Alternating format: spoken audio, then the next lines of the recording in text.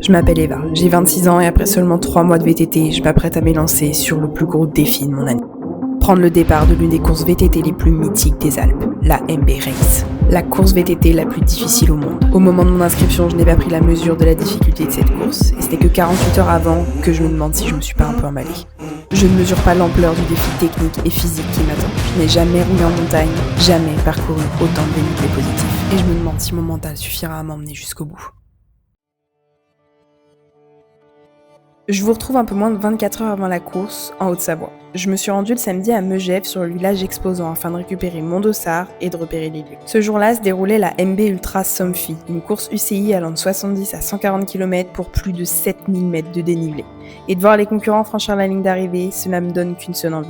Y être le lendemain, sur le vélo, prête à affronter les montagnes. Mais aussi, celle d'un jour être à leur place, sur ces distances et tracés encore plus exigeants.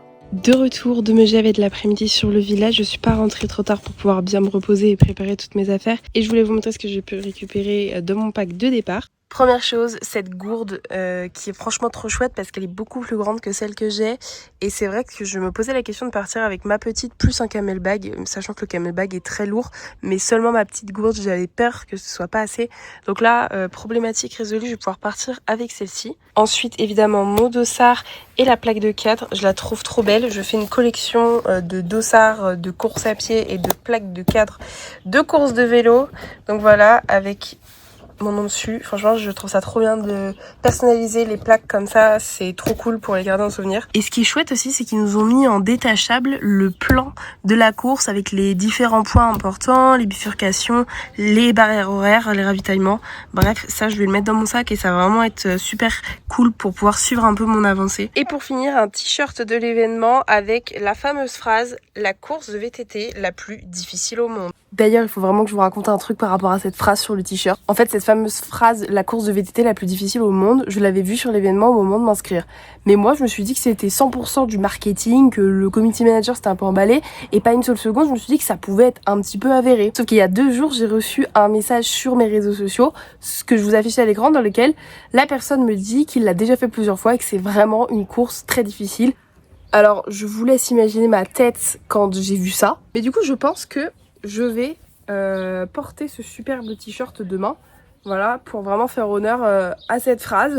Bon, j'ai pris du S, la taille est bonne, voilà, donc je pense que demain, on va partir avec. Bon, et je vais vous donner mon ressenti à un peu moins de 15 heures du départ de la course. Physiquement, j'ai vraiment fait attention et j'ai pris plus de soin à me reposer que lors des dernières randos que j'ai pu faire. Donc sur ce point-là, j'arrive vraiment le plus frais possible. Mentalement, vous l'avez compris, j'avais pas bien pris la mesure de ceux qui m'attendaient lorsque je me suis inscrite.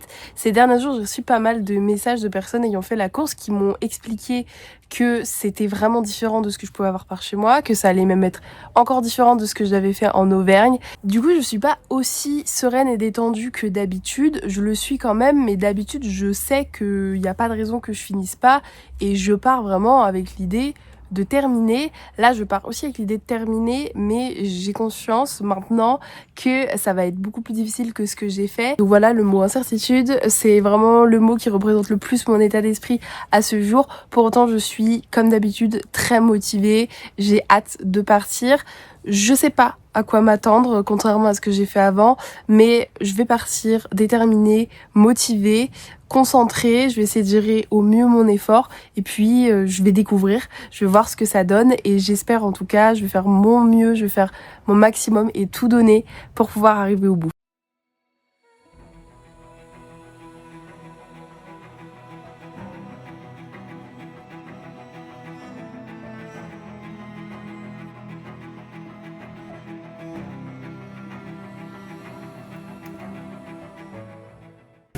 Bon bah ça y est, je suis bien arrivée, on n'est plus qu'à 20 minutes du départ de la course. J'ai bien dormi, je suis en forme, il fait beau. La vue sur le Mont Blanc pour prendre le départ de la course, comment vous dire, comment faire mieux.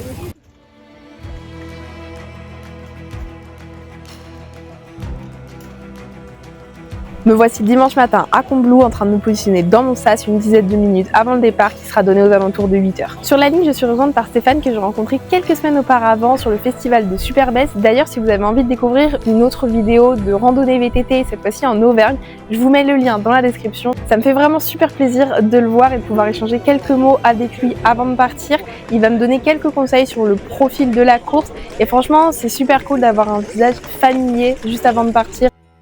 Il est 8h et ça y est, le départ est lancé. Comme pour Superbest, je décide de rester en retrait et de laisser partir le groupe devant de façon à être le plus à l'aise possible. Le défi aujourd'hui, il réside déjà dans le fait de faire la course, d'essayer de la terminer, d'être le plus à l'aise techniquement possible et surtout, pour une fois, d'être dans la gestion de A à Z. Et cette fois-ci, je veux absolument réussir à gérer mon effort. J'en ai marre de faire des courses où je suis à bloc sur le premier tiers et où pour les 2 autres tiers restants, je souffre, je suis en asphyxie, je suis à l'agonie, je suis plus lucide et du coup je prends pas de plaisir. D'autant plus que je sais qu'on attaque pour 15 km direct de montée, ce qui représente environ 1h45 d'effort en côte permanent, donc je sais qu'il va falloir que je me gère et que j'y aille à peu près à l'économie dès le départ parce que si je pars à bloc, je vais jamais terminer. Je regrette pas du tout mon choix de placement puisque dès les 200 premiers mètres et sur les 3 premiers kilomètres, ça va énormément bouchonner. Forcément, à 400 sur la ligne de départ, tous en même temps, ça bouchonne. Bref, c'est un peu le carnage. Moi, comme tout le monde, je vais me retrouver à devoir poser le pied à terre puisque tous les gens devant moi s'arrêtent et j'ai clairement pas le niveau de m'amuser à essayer de slalomer entre les gens. Du coup, dans la première véritable côte, je vais prendre le parti pris de m'arrêter, d'attendre quelques minutes le temps que tout le groupe passe pour me permettre de faire ces montées que je suis en capacité et en niveau de faire sur mon vélo, sur le vélo et de m'économiser quelques mètres à pied. Je comprends très vite à quelle sauce on va être mangé puisqu'autour du 4e kilomètre, quand je regarde le dénivelé positif sur mon compteur, je me rends compte qu'on est déjà à 200 mètres de dénivelé positif. Pour vous donner une idée et faire une comparaison, à Superbest 15 jours avant, ces 200 mètres de dénivelé positif, c'est ce qu'on avait parcouru sur 20 km. Je vais rester donc le plus focus possible sur mon cœur et ma respiration et le fait de ne pas dépasser un certain seuil d'emballement au niveau des battements par minute et de l'essoufflement. Évidemment, j'y vais à 100% au feeling, mais ça va marcher et je vais trouver ce que je vais qualifier une sorte de seuil, un seuil dans lequel je suis pas au repos, je suis à l'effort, mais un niveau d'effort où j'ai l'impression, dans le ressenti, que je peux le tenir quasi indéfiniment et au fur et à mesure de la course, je vais vraiment de plus en plus réussir à me connaître, à identifier ce fameux seuil pour pouvoir me mettre à la limite sans le dépasser. Au départ, quand je réalise en me refaisant un petit peu le plan de course que ça va monter sans s'arrêter pendant environ 1h45, 2h, je me dis que c'est pas possible, que je vais jamais y arriver, j'ai jamais fait ça et je vois pas comment je peux pédaler en montée pendant 2 heures avec autant de dénivelé. J'ai vraiment l'impression sur le moment que je vais pas y arriver. Et finalement, cette partie, ça va être la meilleure de toute ma course. Je me suis mis dans cette bulle, j'avance et je vais réussir à faire toute cette partie sans mettre le pied à terre.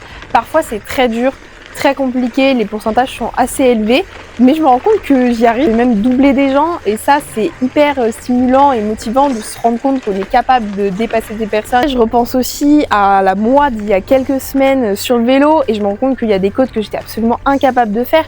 Et là, il y a certaines côtes, je me dis, mais tu y arrives. Et en plus, il y en a certaines, j'y arrive bien. Je suis pas exténuée à l'arrivée. Je suis vraiment bien dans ma gestion. Cette partie-là, ça va être un pur kiff, un pur plaisir.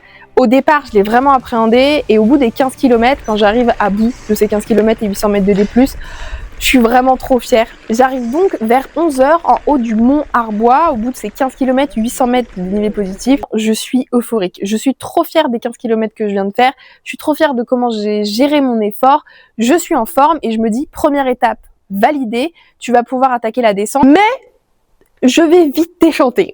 Ces 7 km, ils se composent d'une première partie très raide en plaine, puis de toute une partie type enduro avec beaucoup de pierres, des racines, des chemins très étroits, parfois des ravins sur le côté. Je vais m'élancer sur la première partie et plus ça va, plus ça devient raide, moins je me sens à l'aise, j'ai l'impression de ne pas réussir à freiner, je fais que glisser et plus ça va, moins ça va et au milieu de cette première partie, je vais essayer de freiner mais ça devient de plus en plus raide, je suis pas à l'aise. Moins je suis à l'aise, plus je freine alors que c'est absolument pas ce qu'il faut faire et donc je vais me faire un magnifique soleil.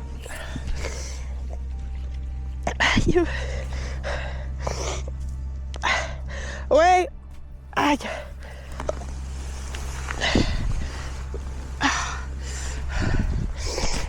Oui, ça va, c'est juste le temps de... Oui. Oui, c'est juste là, sur le coup ça fait mal, mais après c'est le temps que ça passe. Ça va aller, ne vous inquiétez pas.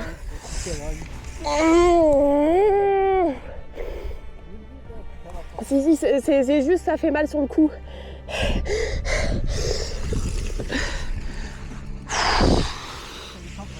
Ouais, j'ai pas l'habitude moi.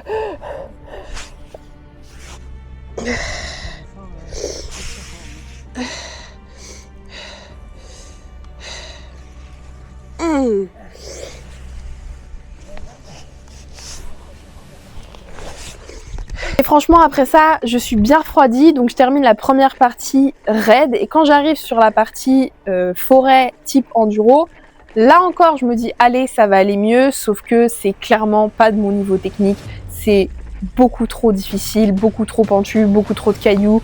Faut vraiment être très habile sur le vélo. En plus, à ce moment-là, la dernière fois que je fais du vélo sur des pentes aussi raides et techniques, c'était avec un vélo de descente. Et du coup, je suis complètement paumée sur mon cross-country. Je retrouve pas mon équilibre. J'ai pas de tige de selle télescopique au moment de cette course-là.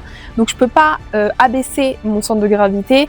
Et ça se ressent, je ressens la différence d'équilibre entre les deux vélos. Et avant, j'étais bien plus à l'aise sur le cross-country, mais depuis que j'ai essayé sur la descente, et j'ai eu le problème les semaines qui ont suivi, j'ai beaucoup de mal à retrouver mon équilibre. C'est des vélos différents, qui ne sont pas faits pour les mêmes pratiques, mais là, du coup, dans les descentes, il va vraiment falloir que je travaille là-dessus pour retrouver mon équilibre. En tout cas, sur le moment, cet équilibre, je l'ai pas du tout et je suis vraiment pas à l'aise, mais même moins à l'aise que je ne l'étais quelques semaines avant. C'est un peu la descente aux enfers. Je suis hyper frustrée, je le vis très mal. Je pense que vous l'avez compris, mais j'ai un gros problème avec l'échec. Normal, en 3 mois de vélo, de pas être capable de tout faire bien. Je sais que c'est normal, que ce serait même l'inverse qui serait un peu dingue. Ce que je ne vous ai pas expliqué jusque-là, c'est que cette MB Explore, elle est répartie en 3 distances différentes, le 20, le 35 et le 55 km. Mais on part tous en même temps depuis la même ligne de départ. En fait, le 38 km, c'est le 20 km plus 18 km supplémentaires. Pareil pour le 55, il y a une petite bifurcation pas loin du 38. On part tous le matin sur cette boucle-là et chacun, au fur et à mesure, on décide de s'arrêter au 20 ou de poursuivre sur le 38 ou de poursuivre sur le 55. À la base, je pensais partir sur le 55, sauf que, une fois n'est pas coutume, j'avais pas du tout pris la mesure du dénivelé. Donc dès le 20e kilomètre, je savais que je ne pourrais pas aller sur le 55, donc je me fixais comme objectif d'aller sur le 38. Quand j'arrive au 20e kilomètre, vous l'avez compris, mentalement, ça va pas. J'étais très contente de mes 15 premiers kilomètres, mais ces 7 kilomètres de descente, je me suis rendu compte que j'avais pas le niveau, je me suis frustrée et je me sens nulle. En revanche, physiquement, je me sens vraiment bien. Mais j'hésite parce que je sais que si je pars sur le 38 km, je vais avoir de la descente et qu'il n'y a pas de raison que ce soit plus facile. Mais en fait, la question va pas se poser très longtemps. J'ai envie, si je peux pas aller me dépasser techniquement, d'aller me dépasser physiquement. Donc je me dis, vaille que vaille, peu importe, t'es pas venu ici pour rien, tu veux te dépasser. Donc je décide de poursuivre sur le 38 km. Eh bien ma foi, j'ai été servie. 10 km de montée pour presque 900 mètres de dénivelé positif. Et ça, je le réalise pas sur le moment, mais en termes de stats, ça veut dire que ça va être plus court pour plus de dénivelé que les 15 premiers kilomètres que j'avais fait. En gros, ça va être pire. Et donc c'est parti pour 2h30 de montée. Voilà, le résumé pourrait s'arrêter là. Pendant 2h30, je me mets en pilote automatique, j'en peux plus, je suis à bout, ça ne fait que monter, c'est super raide. Et en même temps, mon ego m'interdit d'abandonner, je suis perdue en plein milieu d'une montagne, donc il n'y a juste pas le choix, voilà.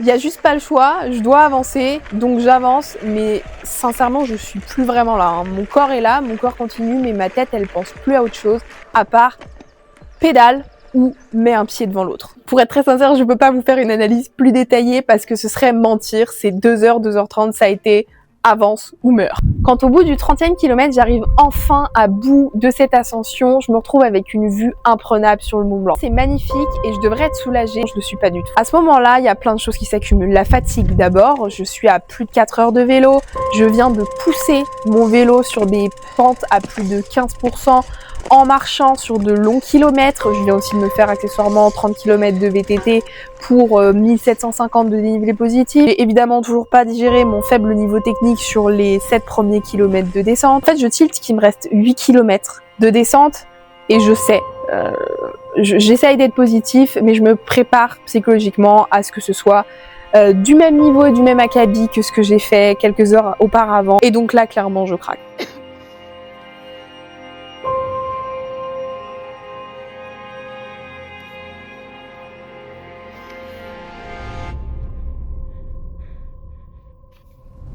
Je m'élance sur ces 8 km de descente. C'est encore une fois hyper raide, hyper accidenté, racines, cailloux, il y a très peu de marge de manœuvre, il faut être hyper rapide sur le vélo. Et comme je suis énervée contre moi, énervée de pas avoir le niveau, énervée d'avoir peur, parce que je finis forcément par avoir peur sur ces portions sur lesquelles je ne maîtrise rien, mon ego qui va prendre le dessus. Et mon ego me dit mais arrête de faire ta poule mouillée, vas-y, fonce, essaye et tu verras bien. Un état d'esprit qui me réussit en général, mais là c'est juste ridicule parce que si t'as pas le niveau, t'as pas le niveau et c'est juste un moyen de risquer de te blesser, de te faire mal ou tout simplement de te faire encore plus peur et de te créer des blocages. Du coup ce qui devait arriver arriva, je finis par mettre volontairement ma roue dans une énorme ornière. En fait de loin, je venais de mettre le pied à terre quelques mètres plus haut et j'en avais marre et je suis remontée sur mon vélo en me disant j'en ai rien à faire, maintenant tu ne poses plus le pied à terre, tu arrêtes d'avoir peur, tu y vas.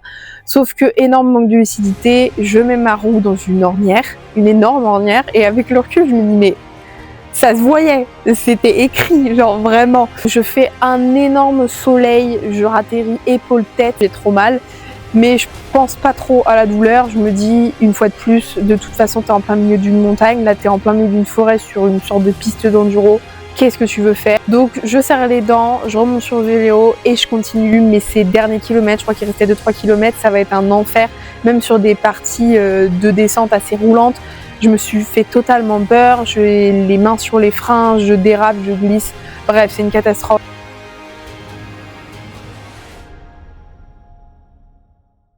Je parviens quand même à arriver au bout de ces 38 km pour presque 1800 mètres de dénivelé positif, ce qui est le quota de dénivelé maximal que j'ai roulé à ce jour. Et quelques minutes après être arrivée, je suis rejointe par Stéphane. Au 20e kilomètre, il a failli m'envoyer un message pour me conseiller de peut-être m'arrêter là, puisqu'il trouvait ça vraiment difficile.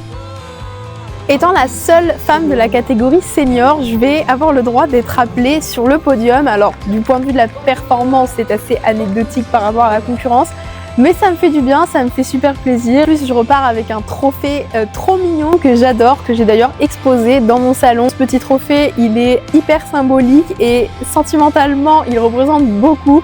Vous l'avez compris, sur le moment, le sentiment qui prévalait, c'était la frustration. Aujourd'hui, quelques semaines après cette course, j'ai pu prendre un peu de recul et même si j'étais techniquement pas prête à la faire cette course, ça reste une super belle expérience dans un environnement que j'affectionne tout particulièrement. Les paysages étaient incroyables et puis pour moi qui suis une grande fan de montagne, c'est vraiment une chance que d'avoir pu rouler dans ce cadre-là. J'ai été au bout, j'ai donné tout ce que je pouvais. Je me suis dépassée, physiquement ça a été un truc de dingue et finalement je crois que c'est ça le plus important, ça restera un de mes leitmotivs. Voilà, c'en est tout pour cette vidéo, j'espère qu'elle vous aura plu autant qu'à moi. Si c'est le cas, n'hésitez pas à laisser le petit pouce bleu, ça fait toujours plaisir, à vous abonner à la chaîne si vous ne voulez louper aucune de mes prochaines aventures en VTT. Et quant à moi, je vous dis à très vite pour une prochaine. Bye!